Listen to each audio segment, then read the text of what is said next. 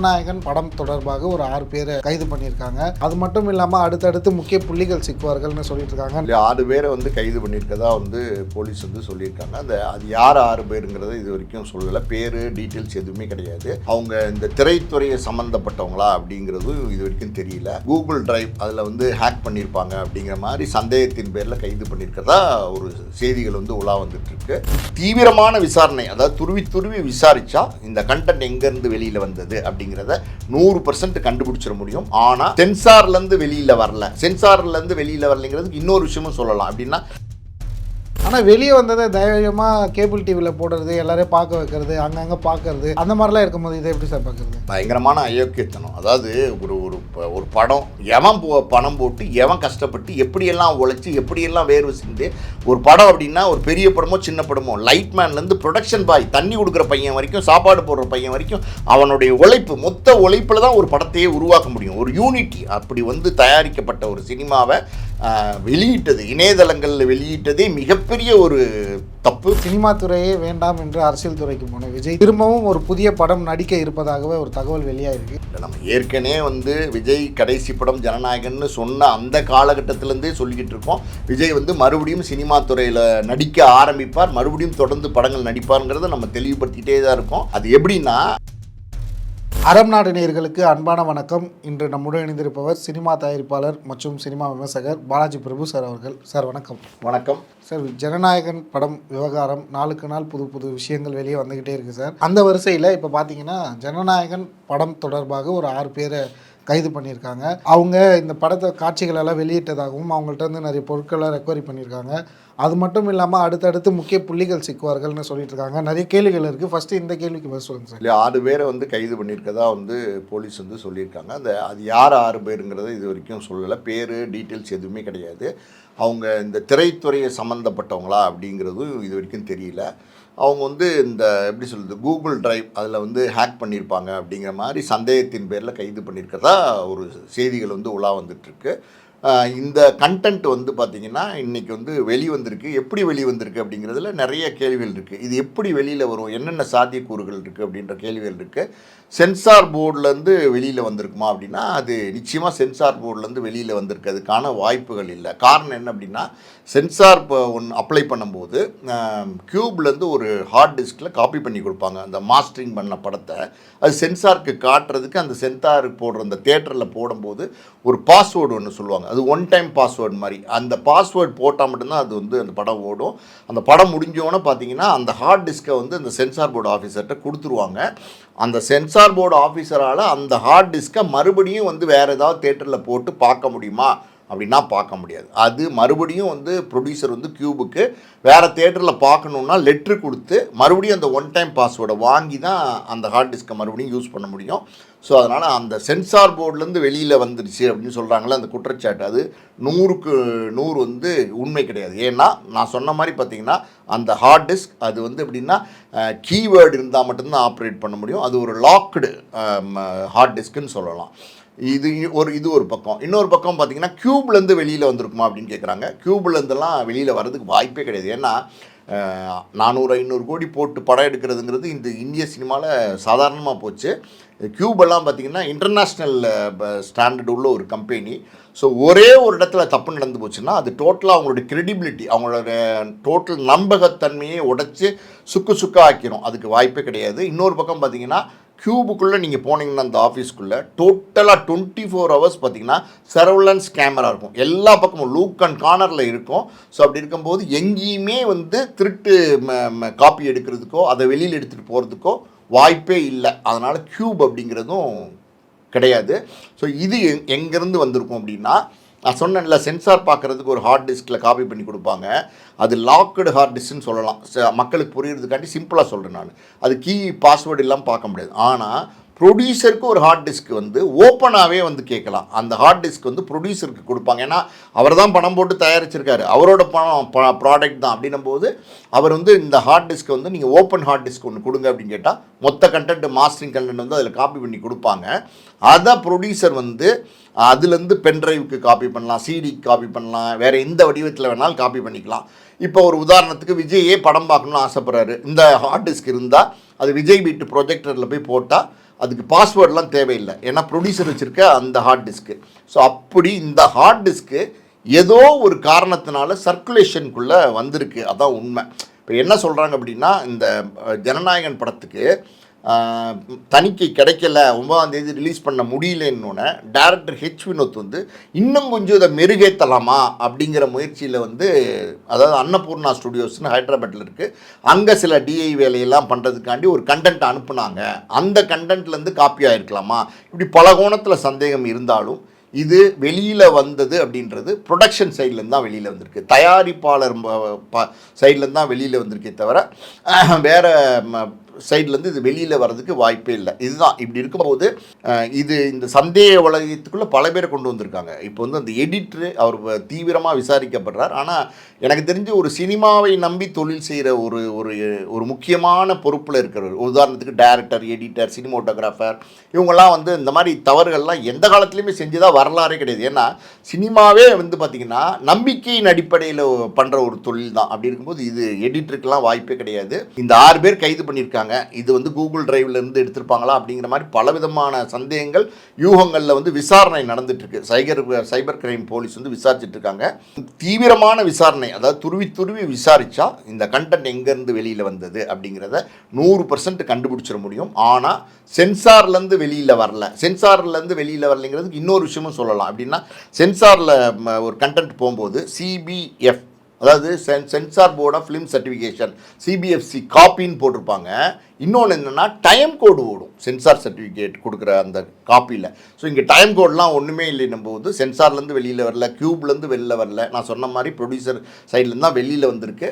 அது எப்படி வந்திருக்குங்கிறது விசாரணையில் தான் தெரியும். நீங்கள் சொன்ன தகவல்கள் படி இப்போ கேவிஎன் ப்ரொடக்ஷன் வந்து என்ன பண்ணியிருக்காங்கன்னா, ஸ்டேட்டு சைபர் கிரைம் ஆஃபீஸில் வந்து கம்ப்ளைண்ட் கொடுத்துருக்காங்க, இந்த மாதிரி நடந்திருக்கு கொண்டிருக்குன்னு. இப்போ ப்ரொடியூசர் சைட்லேருந்து லீக் ஆகணும் அப்படின்னு நீங்கள் சொல்ல வரதை பற்றி பார்த்தா, ஆனால் அவங்க வந்து இப்போ லீக் ஆகுனது அவங்க சைடில் லீக் ஆகிடுச்சுன்னா, யார் லீக் ஆகிடுச்சுன்னா அவங்களுக்கே தெரிஞ்சிருக்கும், அவங்க மேலே கம்ப்ளைண்ட் கொடுத்துருப்பாங்க. ஆனால் அவங்களுக்கே தெரியாமல் தான் இது நடந்திருக்க மாதிரி அவங்க கம்ப்ளைண்ட் கொடுத்துருக்காங்க. இதை எப்படி பார்க்குறது சார்? ஆக்சுவலி என்னென்னா, ப்ரொடியூசர் சைடில் வச்சுருந்த கண்டென்ட்டில் இருந்து தான் இது லீக் ஆகிருக்கு. அதுதான் இங்கே மெயினாக பார்க்க வேண்டியது. அது ப்ரொடியூசருக்கே தெரியாமல் அது எப்படி லீக் ஆகிருக்கும் அப்படின்னா, ப்ரொடியூசர்கிட்ட அந்த கண்டென்ட் இருக்கிறது, அது ப்ரொடியூசருக்கு கீழே இமீடியட்டாக பார்த்தீங்கன்னா, இந்த படத்துக்கு வந்து எக்ஸிக்யூட்டிவ் ப்ரொடியூசராக வந்து ஜெகதீஷ் பழனிசாமி இருக்கார். அவர்கிட்ட ப்ரொடியூசர் வந்து முழு நம்பிக்கை அந்த கண்டென்ட் வந்து கொடுத்து வச்சிருக்கலாம். ஜெகதீஷ் பழனிசாமி வேற யாராவது அவருக்கு ரொம்ப நம்பிக்கையான ஆள்கிட்ட இந்த கண்டென்ட் கொடுத்து வச்சிருக்கலாம். ஒரு பக்கம் எடிட்டிங் டேபிள், ஒரு பக்கம் பார்த்தீங்கன்னா டேரக்டர், இப்படி பல இடங்களில் இந்த கண்டென்ட் வந்து சுற்றி வரும்போது, அதாவது நம்பிக்கையாக இந்த கண்டென்ட் வெளியில் போகாதுன்னு இருக்கிற சூழ்நிலையில் சுற்றி வரும்போது, அங்கே யாராவது ஒரு ஆள் கருப்பாடு வந்து இந்த கண்டென்ட்டை எப்படியாவது ஒரு பென்ட்ரைவ்லையோ இதுலையோ காப்பி பண்ணி இதை லீக் பண்ணியிருக்கலாம். அதுதான் வந்து இப்போ இருக்கிற சூழல். இது ப்ரொடியூசருக்கு யார் வந்து லீக் பண்ணியிருப்பான்னு தெரியாத ஒரு சூழ்நிலை இருக்கிறதுனால தான் இன்றைக்கி வந்து சைபர் கிரைமில் வந்து கம்ப்ளைண்ட் பண்ணியிருக்காரு.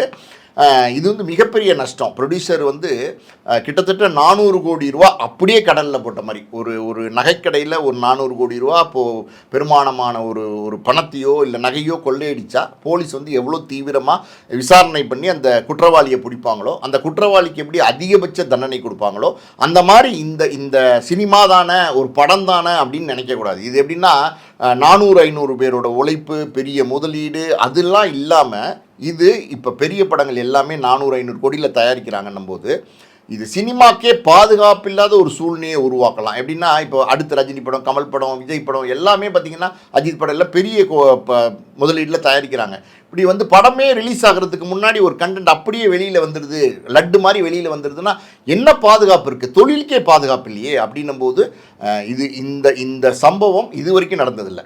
இதுக்கு முன்னாடி ஜக்குபாய்னு ஒரு படம், அது சரத்குமார் நடித்த படம், அது இதே மாதிரி ரிலீஸ்க்கு முன்னாடி கண்டென்ட் வெளியில் வந்துச்சு. அன்னைக்கு அது முதலீடு வந்து ஒரு 15 கோடியாக இருந்தாலும் அது தயாரிப்பாளருக்கு மிகப்பெரிய வழியை கொடுத்துருக்கும். அன்னைக்கு அது ஒன்றுமே பண்ண முடியல, அந்த படத்தை தியேட்டருக்கே கொண்டு வரல. இது மிகப்பெரிய ஒரு முதலீடுலேருந்து இப்படி பண்ணியிருக்காங்க. அப்படின்னும் போது இது தடுக்கப்படணும். இது யார் செஞ்சாங்க, எப்படி செஞ்சாங்கங்கிறது தெரிஞ்சு இது அந்த குற்றவாளி கடுமையாக தண்டிக்கப்பட்டால் தான் இது தொழிலுக்கு ஆபத்தில்லாத சூழ்நிலை உருவாகும். அதனால தான் சைபர் கிரைமில் கம்ப்ளைண்ட் கொடுத்துருக்காங்க, விசாரணை போயிட்டுருக்கு. நிச்சயமாக குற்றவாளியை கண்டுபிடிக்க முடியுமா அப்படின்னா, இந்த கண்டென்ட்டை திருடின குற்றவாளியை நிச்சயமாக கண்டுபிடிக்க முடியும். அந்த குற்றவாளியை கண்டுபிடிச்சிட்டா யார்கிட்ட இவர் கொடுத்தாரு, யார் இதை வந்து இணையதளங்களில் அப்லோட் பண்ணாங்க, இதெல்லாம் அடுத்தடுத்து வரிசையாகவே கண்டுபிடிச்சிட முடியும். இதற்கிடையே சொன்னீங்க நீங்கள், இது வந்து ஒரு 400 பேரோட உழைப்பு, அவ்வளோ பேர் உழைச்சிருப்பாங்க. ஆனால் அவ்வளோ பேருக்கும் ஒரு கேப்டன் ஆஃப் தி ஷிப்பாக இருந்தது ஹெச் வினோத் தான். அவரோட மனநிலை எப்படி இருந்திருக்கும்? ஃபர்ஸ்ட்டு அந்த சீன் லீக் ஆச்சு, அப்புறம் படமே லீக் ஆச்சு. அதை பல பேர் பார்த்ததா சொல்கிறாங்க. கோயம்புத்தூரில் கூட ஒரு கேபிள் டிவியில் படமே போட்டுட்டாங்க, தாவேக்கா புகார் கொடுத்தாங்க. ஹெச் வினோத்தோட மனநிலையானது எப்படி சார் இருக்கும் இந்த படம் வெளியே வந்த உடனே? ஒரு படத்தினுடைய கதையை எழுத ஆரம்பிக்கிறதுலேருந்து அவங்க சுமக்கிற சுமைங்கிறது ரொம்ப கடுமையான சுமை. ஒவ்வொரு அதாவது டயலாக்னு சொல்லுவாங்கள்ல, ஒவ்வொரு எழுத்தையும் சரி பார்த்து அதை வந்து காட்சி அமைக்கிறதுங்கிறதுக்கு பார்த்தீங்களா, ஒரு கதை அதை நீங்கள் உயிர் கொடுத்து காட்சி அமைக்கணும். அந்த காட்சி வந்து உயிரோட்டமாக இருக்கணும். அப்போ தான் வந்து அது ஆடியன்ஸோட கனெக்ட் ஆகும். அப்படி வந்து ஒரு படைப்பாளி அதை உயிரோட்டமாக காட்சி அமைக்கிறதுக்கு மிகப்பெரிய உழைப்பு. அந்த படைப்பாளியினுடைய வலி சுமைகள்லாம் சொல்லி மாளாது. அதுக்கு அத்தனை பேர் இருக்காங்க. நம்ம ஒரு உதாரணத்தை சொல்லணும்னா, தளபதி கச்சேரி தளபதின்னு ஒரு பாட்டு அது முழுசாக வந்திருக்கு, அதை எல்லாரும் பார்த்துக்கிட்டு இருக்காங்க. அந்த ஒரு பாட்டே உதாரணமாக சொல்லலாம். அந்த அளவுக்கு வந்து விஜயிலிருந்து கூட நடித்த டான்சர்ஸ்லேருந்து செட்டு போட்டதுலேருந்து கம்போசிஷன் பண்ணி ஒரே ஒரு ஸ்டெப் எடுக்கிறது, ஒரு ஷாட் எடுக்கிறது, ஒரு ஃப்ரேம் எடுக்கிறதுங்கிறது, அதுவும் இந்த மாதிரி பெரிய படங்களில் ரொம்ப ரொம்ப கடுமையான ஒரு வேலை. அந்த உழைப்பை போட்டிருக்காரு. அது இல்லாமல் அவருடைய கற்பனை வளம்னு ஒன்று இருக்குது பார்த்தீங்களா, திறமை. அதாவது அந்த டேலண்ட் மொத்தமாகவே வந்து இன்றைக்கி வேஸ்ட் ஆகிருக்கு. அப்படி இது எதுக்கு சமம் அப்படின்னா, ஒரு குழந்தை, ஒரு தாய் வந்து கர்ப்பமாயிருக்கா, கன்சீவ் ஆயிருக்கான்னு சொன்னோன்னா, அந்த குழந்தை ஒரு மாதமும் வளர அந்த தாய் எந்த சந்தோஷப்படுவாள். அதாவது 5 மாதம் கழித்து 6வது மாதம் வயிற்றுக்குள்ளேயே மிதிக்கும். எல்லாமே பார்த்து ரசித்து உயிர் கொடுத்து அந்த தாய் வந்து அந்த குழந்தையை வளர்ந்துட்டு இருக்கும்போது, இன்னும் 1 வாரம் 10 நாளில் வந்து குழந்தை பிறந்துரும் அப்படிங்கிற ஒரு தேதிக்காண்டி காத்திருக்கும் போது, நம்ம குழந்தையை கையில் தூக்கி கொஞ்சம் போகிறோன்னு அந்த தாய் நினச்சிட்டு இருக்கும்போது, அந்த குழந்தை வயிற்றுக்குள்ளே உயிரோடு இறந்து போச்சுன்னு சொல்லி அதை வந்து அந்த வெளியில் அந்த இறந்த குழந்தையை வெளியில் எடுத்து தாய் பார்த்து கையில் கொடுத்தாங்கன்னா எப்படி இருக்கும் அந்த வேதனை? சுக்குநூறாக உடஞ்சிரும். ஒரு தாயினுடைய மனநிலை தாங்க ஒரு பிரசவம் தாங்க. ஒரு சினிமாங்கிறது ஒரு பிரசவம் தான். அது அந்த மாதிரி வந்து ஹெச் வினோத்துடைய மனநிலைங்கிறது ரொம்ப உடஞ்சி போயிருக்கும். ஒரு படைப்பாளி அந்த வேதனையும் சொல்ல முடியாது நம்மளால். சரிங்க சார், லீக் பண்ணாங்க, அது வந்து அவங்க எப்படி ஆக்ட் பண்ணாங்க, பைரசி எப்படி ஆச்சு, எல்லாமே விசாரணையில் வரும். ஆனால் வெளியே வந்ததை தைரியமாக கேபிள் டிவியில் போடுறது, எல்லாரையும் பார்க்க வைக்கிறது, அங்கங்கே பார்க்கறது, அந்த மாதிரிலாம் இருக்கும்போது இதை எப்படி சார் பார்க்குறது? பயங்கரமான அயோக்கியத்தனம். அதாவது ஒரு படம் எவன் பணம் போட்டு எவன் கஷ்டப்பட்டு எப்படியெல்லாம் உழைச்சி எப்படியெல்லாம் வேர்வை சிந்து ஒரு படம் அப்படின்னா, ஒரு பெரிய படமோ சின்ன படமோ, லைட்மேன்லேருந்து ப்ரொடக்ஷன் பாய், தண்ணி கொடுக்குற பையன் வரைக்கும், சாப்பாடு போடுற பையன் வரைக்கும், அவனுடைய உழைப்பு, மொத்த உழைப்பில் தான் ஒரு படத்தையே உருவாக்க முடியும். ஒரு யூனிட்டி. அப்படி வந்து தயாரிக்கப்பட்ட ஒரு சினிமாவை வெளியிட்டது, இணையதளங்களில் வெளியிட்டதே மிகப்பெரிய ஒரு தப்பு. வன்மையாக கண்டிக்கிறோம் இந்த சூழலில். இதை வந்து ஏதோ ஒரு இடத்துல வந்து கேபிள் டிவியிலே வந்து இந்த படத்தை போட்டிருக்காங்க அப்படின்னும் போது மிக வேதனையான, மிக ஒரு வன்மையாக கண்டிக்க வேண்டிய ஒரு விஷயமா நான் பார்க்குறேன். அந்த மாதிரி பண்ணுறவங்களுக்கு கடுமையான தண்டனைகள் இருக்கணும். அப்போ கடுமையான தண்டனைகள் இருந்தால் தான் அந்த தப்பு செய்யணும்னு நினைக்கிறவன் அடுத்து அந்த தப்பை செய்ய மாட்டான். இதெல்லாம் ரொம்ப ரொம்ப தப்புங்க. இது மாதிரி சினிமா துறையை அழிக்கிறதுக்கான சூழலை இது உருவாக்கிடும். ஓகே சார், இறுதியாக சினிமா துறையே வேண்டாம் என்று அரசியல் துறைக்கு போன விஜய் திரும்பவும் ஒரு புதிய படம் நடிக்க இருப்பதாகவே ஒரு தகவல் வெளியாயிருக்கு. இதை எப்படி சார் பார்க்குறது? ஏற்கனவே நீங்கள் சொல்லியிருக்கீங்க இந்த மாதிரி போவார் நடிப்பாருன்னு, ஆனால் அது இந்த மாதிரி ஒரு முடிவாக மாற்றி போயிருக்காரு. இதை எப்படி பார்க்குறது? நம்ம ஏற்கனவே வந்து விஜய் கடைசி படம் ஜனநாயகன்னு சொன்ன அந்த காலகட்டத்திலேருந்தே சொல்லிக்கிட்டு இருக்கோம். விஜய் வந்து மறுபடியும் சினிமா துறையில் நடிக்க ஆரம்பிப்பார், மறுபடியும் தொடர்ந்து படங்கள் நடிப்பாருங்கிறத நம்ம தெளிவுபடுத்திகிட்டே தான் இருக்கோம். அது எப்படின்னா, விஜய் அரசியலுக்கு தகுதியான ஆளா அப்படின்னா, நம்ம இந்த சமீபத்தில் நடக்கிற விஷயங்கள், இந்த தேர்தல் பிரச்சாரங்கள், இந்த காமெடி கூத்துக்கள்லாம் பார்க்கும்போது வீட்டை விட்டே வெளியில் வர மாட்டேங்கிறார். ஒரு நாள் வந்தால் 4 நாள் படுத்துக்கிறார், இன்னும் 2 நாள் வந்தால் 7 நாள் படுத்துக்கிறாரு. அந்த மாதிரி தான் அவர் வந்து விஜய் அரசியல் ஈடுபாடு இருக்குது. ஸோ ஒரு ஆர்வம் இல்லை அரசியலில் வந்து விஜய்க்கு ஆர்வம் இல்லை. விஜய்யுடைய அரசியல் வரவு ஒரு குரூப்புக்கு, அதாவது இளைஞர்களுக்கு பெரிய ஒரு வரவேற்பை கொடுத்துருக்காங்க விஜய்க்கு. ஆனால் அதை பயன்படுத்திக்க மாட்டேங்கிறார் விஜய் அப்படிங்கிறது தான் உண்மை. ஸோ இந்த வரப்போகிற 26 எலெக்ஷனில் நிச்சயமாக ஒரு பெரிய தோல்வி விஜய்க்கு இருக்க போகுது. அப்படி இருக்கும்போது அந்த தோல்விக்கு அப்புறம் ஒரு 5 வருஷம் அவர் தொடர்ந்து கடுமையான ஒரு அரசியல் அது பயங்கரமாக எதிர்த்து பண்ண வேண்டிய அரசியல். அதை பண்ணாதான் அடுத்த எலெக்ஷனே வந்து விஜய் சந்திக்க முடியும். அந்த அளவுக்கு ஒரு பலமான மனிதராக இருந்து விஜய் எதிர்த்து அடுத்த 5 வருஷம் அரசியல் பண்ணுவாரானா நிச்சயமாக பண்ண மாட்டார். அப்படி இருக்கும்போது வீட்டில் உட்காந்துருக்க முடியுமா அப்படின்னா நிச்சயமாக வீட்டில் உட்காந்துருக்க மாட்டார். ஏன்னா ஆடின காலும் பாடின வாயும் சும்மா இருக்காது. அதனால் மறுபடியும் படம் நடிக்க போவார் அப்படிங்கிறது தான் நம்மளுடைய வாதங்களாக பல காலங்களில் இருந்துக்கிட்டு இருக்கு. இப்போ இது வந்து எப்படின்னா அவர் வர்றதுக்கு ஈஸியாக வழி வகுத்து கொடுத்து போச்சு. இப்போ எப்படின்னா அந்த ஜனநாயகன் தயாரிப்பாளருக்கு 69வது படம் பெரிய நஷ்டம், 400 கோடியும் நஷ்டம். நான் என்ன பண்ண முடியும்? அந்த தயாரிப்பாளருக்கு அந்த நஷ்டத்தை ஈடுகட்ட கொடுக்க வேண்டியது என்னுடைய பொறுப்பு தான். நான் அதை வந்து தட்டி கழிக்க முடியாது. அதனால அந்த தயாரிப்பாளருக்கு ஒரு படம் நான் பண்ணி தான் ஒரு விதத்தில் பார்த்தா ஒரு நியாயமான கருத்து இல்லை. அது வந்து 100% நியாயம். அது எப்படின்னா சம்பளமே இல்லாமல் நடிக்கணும். ₹1 இன்னைக்கு 250 கோடி சம்பளம் வாங்குறாரு.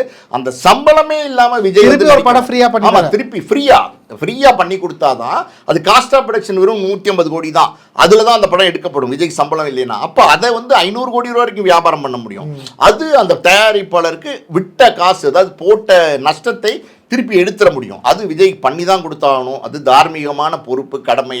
அப்படி பண்ணலை, நான் இன்னொரு படம் நடிக்க மாட்டேன்னு அவர் உறுதியாக அவர் சொன்ன கொள்கையில் பிடிப்பாக இருந்தார்னா அவர் வந்து அந்த 400 கோடியை தயாரிப்பாளருக்கு திருப்பி கொடுக்கணும். ஏன்னா விஜய் அரசியலுக்கு வந்ததுனால தான் அந்த தயாரிப்பாளருக்கு இவ்வளோ நெருக்கடி, இவ்வளோ சிக்கல்லாம் வந்திருக்கு. அப்படி இருக்கும்போது அது யாருமே 400 கோடி கையிலேருந்து கொடுக்க விரும்ப மாட்டாங்க. இன்னொரு படம் நடிச்சு தரேன்னு நடிப்பாங்க. அது 70வது படம்னு சொல்லி நடிச்சு கொடுப்பாரு.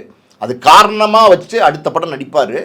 அடுத்து என்ன பண்ணுவார்னா தொடர்ந்து வந்து பல பேர் வந்து விஜய் போய் பார்ப்பாங்க. சினிமா பிரபலங்கள், அதாவது தயாரிப்பாளர்கள், டிஸ்ட்ரிபியூஷன், தியேட்டர் ஓனரு, டைரக்டர் எல்லாரும் போய் மாலை பொன்னாடி எல்லாம் ஆல்ரெடி பேச ஆரம்பிச்சாங்க. ஆமா, நீங்க தொடர்ந்து நடிக்கணும் சார். நீங்க அதுக்கு ஒரு சின்ன மூமெண்டா இவங்க ஜெயலலிதா அம்மா இறந்துருக்கும் போது போயிட்டு சசிகலாவை இவங்க எல்லாம் கூப்பிடுவாங்க. சார் அடுத்த அம்மா நீங்கள் தான் வந்து நம்ம கழகத்தையே பாதுகாக்கணும், அந்த மாதிரி இவங்கெல்லாம் போய் சொல்லுவாங்களா? ஆமாம், அவங்க நிச்சயமாக போய் சொல்லுவாங்க. நிச்சயமாக வந்து எப்படின்னா இதெல்லாம் வந்து ஒரு செட்டப், இதெல்லாம் வந்து கட்டமைப்பு. சார் நீங்கள் வாங்க, நீங்கள் இல்லைன்னா எப்படி சார், வாங்க சார்னு எல்லாரையும் கூப்பிட வச்சு பலரின் வேண்டுகோளை ஏற்று நான் வந்து மறுபடியும் தொடர்ந்து நடிக்கிறேன், என்ன பண்ணுறது அப்படிங்கிற மாதிரி ஒரு சூழலை உருவாக்கி தொடர்ந்து தொடர்ந்து நடிக்கிறது தவிர வேற வழியே கிடையாது. சரிங்க சார், தொடர்ந்து நடித்தாலும் இப்போ இருக்க அந்த விஜய்க்கு அந்த மார்க்கெட்டுன்றது இருக்குமா? இன்னொரு விஷயம் சொல்கிறேன் கேளுங்க. இந்த ஜனநாயகன் படம் வந்து இப்போ தியேட்டருக்கு இப்போ வந்தால் கூட அது ஓடும். ஓகே, ஏன்னா விஜய்க்கு அந்த மாதிரி ஒரு மாஸ் மார்க்கெட் இல்லை சார், இதுக்கு அப்புறம் கேட்குறேன். நிச்சயமா அந்த மார்க்கெட்டு திரும்பவும் விஜய் வந்தா குறையுமா அப்படிங்கிற கேள்வி. ஒரு 5 வருஷம் கேப் விட்டுட்டு 6வது வருஷம் வராரு அப்படின்னா குறையும். சடனா பழையதை வந்து திருப்பி எடுக்க முடியுமான்னு கேள்விகள் இருக்கும். ஆனா கேப்பே உடலையே 69 முடிஞ்சோன்னா இப்போ 3 மாசத்துல பாத்தீங்கன்னா 70. யார் தெரியுமா டைரக்டர்? அட்லி டைரக்ட் பண்ணுவாங்க. அட்லி வந்து கதையெல்லாம் சொல்லி ஃபைனலைஸ் பண்ணிட்டாங்க. எது இப்போ இல்லை, இதுக்கு முன்னாடியே அது 70வது படத்துக்கான எல்லாமே ரெடி ஆயிடுச்சு. இப்போ இது காரணமாக வந்ததுனால காரணத்தை சொல்லி சீக்கிரமாகவே ஷூட்டிங் வந்து ஸ்டார்ட் பண்ண போகிறாங்க. அப்படி இருக்கும்போது எப்போ விஜய் நடித்தாலும் சினிமாவில் அவர் ஒரு என்டர்டெய்னர், பெஸ்ட் என்டர்டெய்னர், அதில் வந்து சந்தேகம் கிடையாது. அரசியலுக்கு ஃபிட் இல்லை, அரசியலில் விஜய் வர்றது தான் நமக்கு மாட்டு கருத்து. சினிமாவில் விஜய் வந்து பெஸ்ட் என்டர்டெய்னர். அது எப்போ இருந்தாலும் விஜய்க்கு அந்த மார்க்கெட் இருக்கும், வியாபாரம் இருக்கும், எல்லாமே அப்படியே இருக்கும். ஓகே சார், அரங்கத்திற்கு வந்து பல்வேறு தகவலை பரிந்தமைக்கு நன்றி சார். நன்றி.